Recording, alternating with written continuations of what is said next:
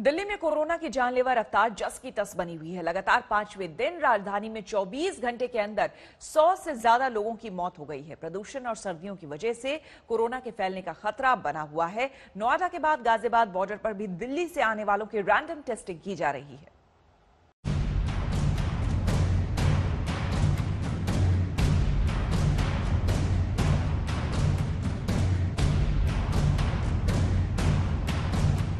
दिल्ली की सर्दियां इस बार कोरोना संकट के साथ आई हैं। दिल्ली में कोरोना का ग्राफ बढ़ रहा है, तापमान गिर रहा है और जहरीली हवा की वजह से मरीजों की हालत और भी गंभीर हो रही है। नवंबर में ठंड ने पिछले 17 साल का रिकॉर्ड तोड़ दिया है। कुल मिलाकर दिल्ली इस वक्त महामारी, बदलते मौसम और बढ़ते प्रदूषण के साथ 3 मोर्चे पर लड़ाई लड़ रही है। प्रदूषण को लेकर जारी अलर्ट भी खतरे की आशंका बढ़ाने वाला है।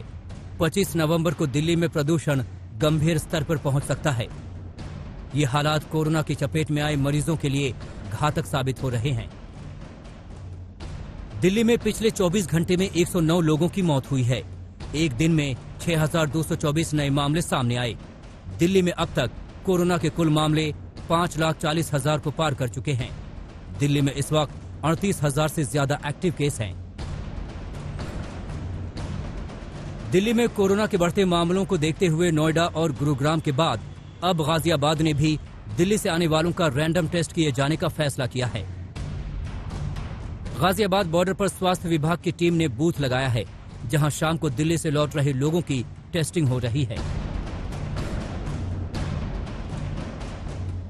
लगभग हमारे यहाँ 10-12 लाख लोग ऐसे हैं जो रोजाना किसी न किसी काम से या बिजनेस से या शॉप से ये दिल्ली में आना जाना करते हैं। तो इन लोगों पे कोई कॉन्ट्रैक्ट, क्योंकि हाई रिस्क जोन है वो, तो हमारे यहाँ आते हैं कहीं इन्फेक्शन कॉन्ट्रैक्ट करके ना लेके आ रहे हो, तो इसी को अर्ली हम डिटेक्ट करके उनको आइसोलेट करते हैं। इसलिए हमने रात में शाम के टाइम ये इसलिए रखा गया है क्योंकि ये शाम का टाइम है, ये उनके लौटने का समय है। दिन में भी हमने दिन में तो हमारी रैंडम चेकिंग दीपावली के बाद लगातार चल रही है, लेकिन आज से हमने शाम का भी ये रखा है कि शाम को जरूरी है। सर बहुत बढ़िया चीज़ है। तो दिल्ली से आने वाले के जो आप कर रहे हो, कहाँ से आ रहे थे आप? मैं आ रहा था एंड्रोमेडा ओखला। तो यहाँ पर टेस्ट किया जा रहा है जी। टेस्ट हो गया आपका? हाँ सर, टेस्ट रिपोर्ट बताइए। अभी नहीं बताई, बाकी एड्रेस लिखवा दिया है। मास्क को लेकर भी गाजियाबाद में सख्ती बढ़ा दी गई है। इस समय मौसम तेजी से बदल रहा है और लोग संक्रमण से बेखौफ होकर लापरवाही के साथ घर से बाहर निकल रहे हैं। वायु प्रदूषण फेफड़ों पर असर करता है, इससे रोग प्रतिरोधक क्षमता प्रभावित होती है। ऐसे में कोरोना का हमला घातक हो सकता है। वो केसेस बढ़ने के पीछे हम लोगों ने तो एक तरह से फोरवॉर्न जिसे कहते हैं कि सभी को किया कि भाई अभी फेस्टिवल्स आएंगे तो कोविड अप्रोप्रिएट बिहेवियर का ध्यान रखना है।